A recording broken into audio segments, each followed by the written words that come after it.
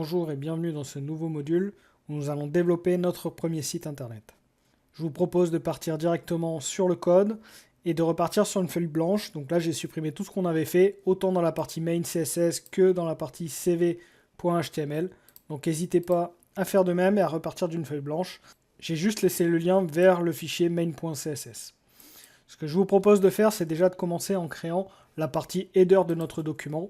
Et dans cette partie header, je vous propose de la diviser en trois parties. Une partie, on aura notre image. Je vais mettre pour moi le logo de mon site internet, mais vous pouvez mettre votre image. Au milieu, on va écrire du texte qui va correspondre au poste recherché.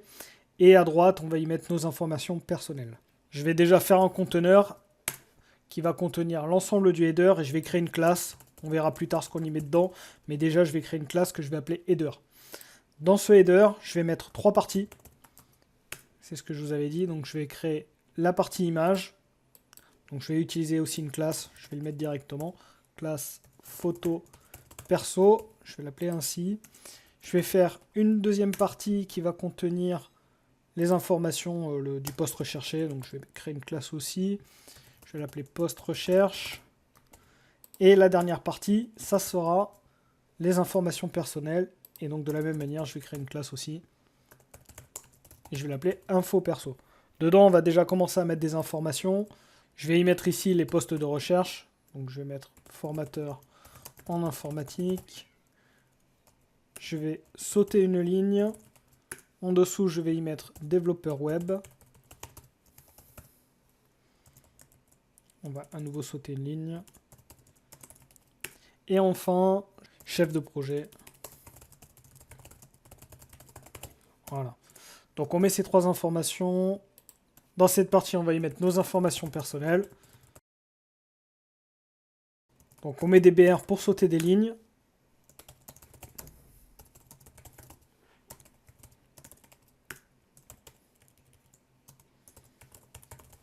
Voilà, donc on a renseigné ça et je vais y rajouter l'image. Donc si vous vous rappelez, on fait image SRC et on va chercher notre image. Donc là, moi je vais mettre le logo, mais vous pouvez mettre une autre image. Et je vais mettre un texte alternatif. On va écrire logo du site. Voilà, donc ça je vais le lancer et on va voir ce que ça donne. Donc là on a notre image, on a nos informations qui sont en ligne. Et ce que je voudrais, c'est les mettre en une seule ligne. Donc ça on l'a déjà fait. On peut utiliser la propriété flex. Donc on peut retourner dans notre code. On a déjà divisé les balises avec des classes. Et la première qu'on va devoir utiliser, c'est la partie header. On va définir que c'est en flex. Donc je l'écris ici, header. Donc on va dans le CSS. Et on met display flex. En faisant ça, les éléments vont se mettre côte à côte, comme vous pouvez le voir. Donc maintenant, il va falloir un petit peu organiser ça. Et je vais faire en sorte de définir une taille pour chacun des éléments. Donc l'objectif ici va être de séparer en 3. Mais je vais donner une taille de 33,3% sur l'élément de l'image et 33,3% sur l'élément à droite.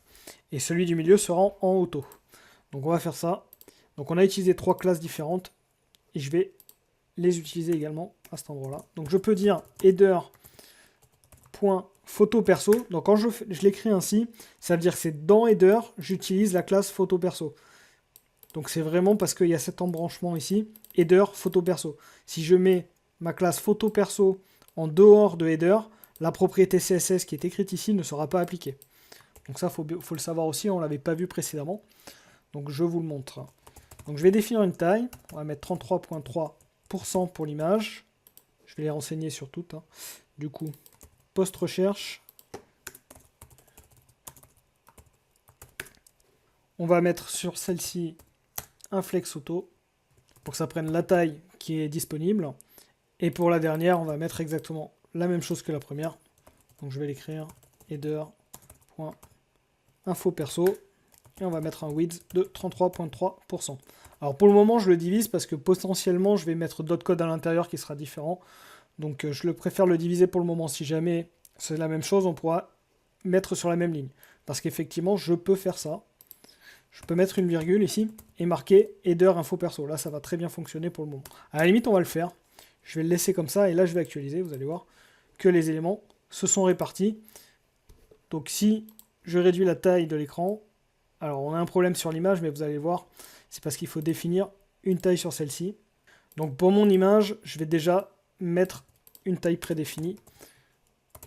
Donc je vais le faire comme ça, img. Donc je dis que je vais chercher dans la classe header la classe photo perso, et à l'intérieur de photo perso, je vais chercher la balise image. Donc ça référence bien notre image, et je vais lui définir une hauteur maximale de 200 px. Donc là je peux actualiser, voilà. Donc là on a quelque chose de plus intéressant.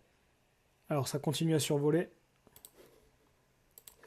Mais on va régler ce problème déjà en mettant les éléments au centre, parce que comme vous pouvez le voir, donc si on fait F12, vous pouvez voir que les éléments de base se centrent sur la gauche, enfin se placent sur la gauche, donc il va falloir les mettre au centre, donc on va rajouter ça.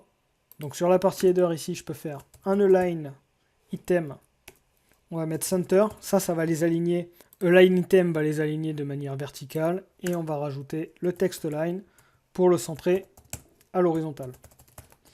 Donc en faisant ça et en actualisant, on va directement avoir les éléments qui sont bien centrés dans leur espace.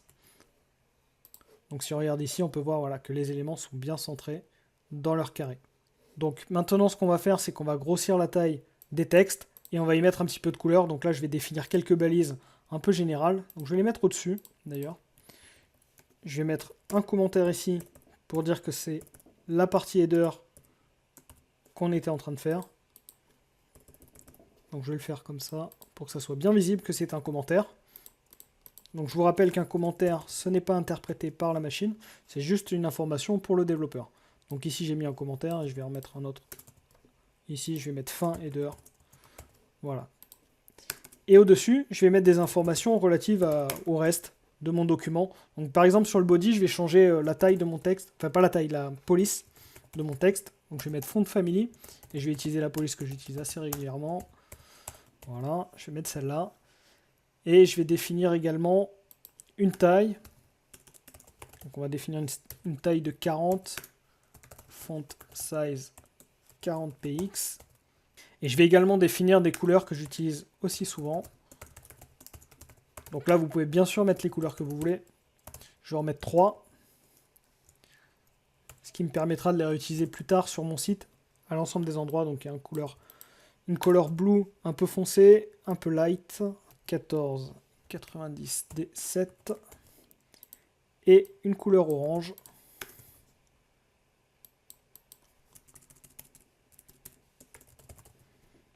Je vais l'utiliser FF8000. Voilà, bon, vous pouvez utiliser d'autres couleurs, c'est pas très important. Et je vais justement utiliser toutes ces classes-là. Donc le body, c'est déjà appliqué, hein, puisqu'on l'a mis sur la balise body. Vous pouvez voir que le texte a déjà changé de police. Maintenant, je vais augmenter la taille. Donc, je vais utiliser le size 40, que je vais mettre dans mes classes ici. Je vais actualiser, ça devrait grandir. Voilà, ce qui est le cas. Et également, je vais rajouter une couleur. Donc, je vais utiliser la couleur Blue Dark, par exemple. Donc, je peux compléter également au niveau de ces classes. Bon, vu que c'est une couleur assez foncée, on ne voit pas trop la différence avec le noir, mais c'est un bleu, c'est le même que celui qu'il y a dans H2Prog ici. Donc comme vous pouvez voir, la partie header est responsive, hein, puisque ça s'adapte à la taille de l'écran. Donc de manière pas trop mal, il y a encore des petites choses à régler, mais on verra ça plus tard. Dans la prochaine vidéo, on verra comment créer un menu qu'on va mettre juste en dessous.